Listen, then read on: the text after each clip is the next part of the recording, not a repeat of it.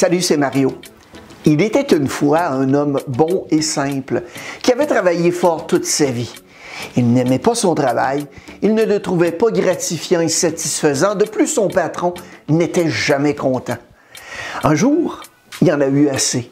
Il a donné sa démission et il a quitté l'entreprise.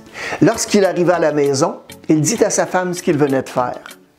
La femme se mit à pleurer. « Comment on va faire pour envoyer notre fils à l'université ?» lui a-t-elle demandé.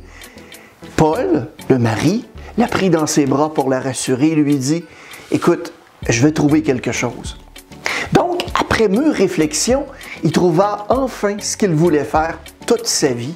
Il avait toujours rêvé d'avoir un casse-croûte. Un casse-croûte sur roue au coin d'une rue où il pourrait vendre simplement des hot-dogs. Il prit donc toutes ses économies et acheta son casse-croûte sur roue. Sa femme et ses amis n'étaient pas très rassurés par sa décision, mais l'homme commença à vendre des hot-dogs au coin d'une rue. Les hot-dogs de Paul étaient vraiment délicieux.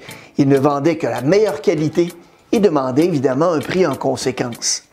Les choses, en fait, se sont bien déroulées dès le début de l'aventure. Les gens appréciaient et aimaient les hot-dogs de Paul. Et ils s'assuraient aussi de toujours avoir du ketchup, des oignons frais, de la relish et aussi de la moutarde.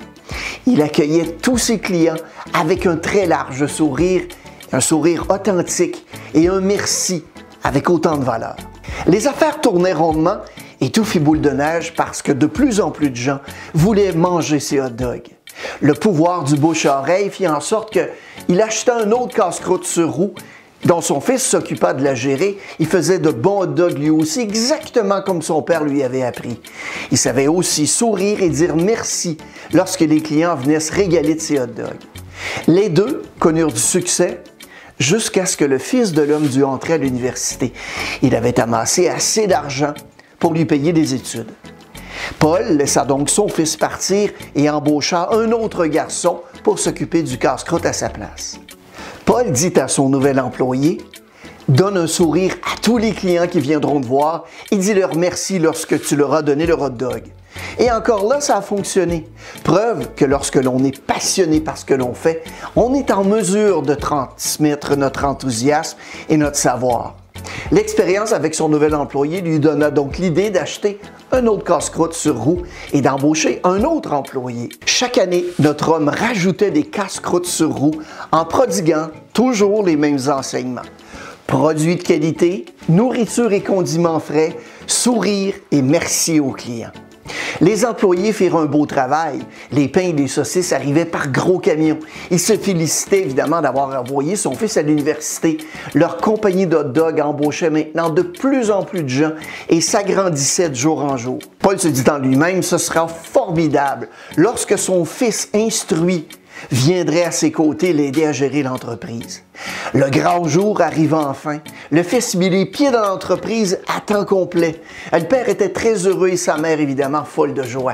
Ils firent la fête et invitèrent tout le monde. Le temps d'aller travailler était maintenant venu.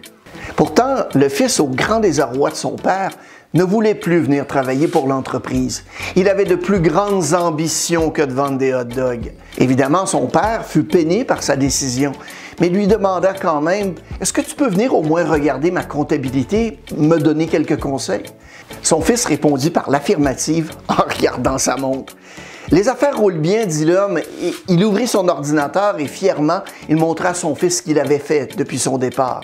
Le fils regarda les chiffres, réfléchit un instant et dit « Tu sais, papa, tu as beaucoup de casse-croûte sur roue et bien des dépenses. » Il lui demanda ensuite « Papa, est-ce que tu n'as pas entendu parler qu'on vit en récession actuellement? » Paul ne savait même pas ce qu'était une récession.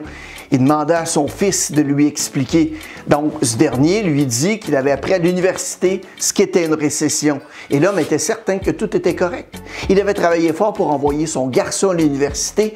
Il se dit évidemment que les gens de l'université en savaient beaucoup plus que lui sur le monde des affaires. Alors, il écouta son fils qui lui suggéra de se débarrasser de quelques casse-croûtes sur roue. Paul le fit. Un mois plus tard, les ventes baissèrent. Le fils et son père regardèrent alors encore une fois les chiffres et son fils lui dit de couper dans la formation de son personnel et évidemment la publicité. L'homme était certain que son fils connaissait bien les affaires, alors il coupa dans la formation de son personnel et dans la publicité. Et quelques mois plus tard, les choses avaient encore empiré. Le fils dit que les profits avaient dramatiquement baissé, évidemment à cause de la récession. Il suggéra alors d'acheter des hot-dogs de moindre qualité pour sauver encore un peu plus d'argent. Ce qu'ils firent. Et encore une fois, les ventes diminuèrent. Après un moment, ils regardèrent encore les chiffres de l'entreprise et le fils reprocha à son père de ne pas faire beaucoup d'argent et lui suggéra donc cette fois de couper dans son personnel. Alors Paul laissa aller quelques employés à son grand regret et ceux qui restaient voyaient tout cela aller depuis quelques mois et ne savaient pas trop ce qui allait se produire pour la suite des choses. Ils cessèrent donc de sourire et de dire merci parce qu'ils avaient peur et la peur est souvent mauvaise conseillère. L'histoire donna évidemment encore une fois raison au fils parce que les ventes diminuèrent encore une fois. Pourtant, ce fut la dernière fois que Paul demanda conseil à son fils parce qu'il savait maintenant ce qu'était une récession. Il s'occupa donc d'aider son fils à se trouver du travail auprès d'autres entreprises connaissant des difficultés avec les récessions. Paul appela tous ses employés, incluant ceux qu'il avait dû laisser aller, et les convia à une réunion. Il leur dit simplement: quelquefois, les choses vont bien, d'autres fois, les choses vont mal. C'est facile de perdre de vue notre objectif, notre vision, lorsque les choses vont mal. Paul avoua avoir eu peur de la récession. Il leur dit qu'ils devaient revenir à ce qu'ils savaient faire de mieux.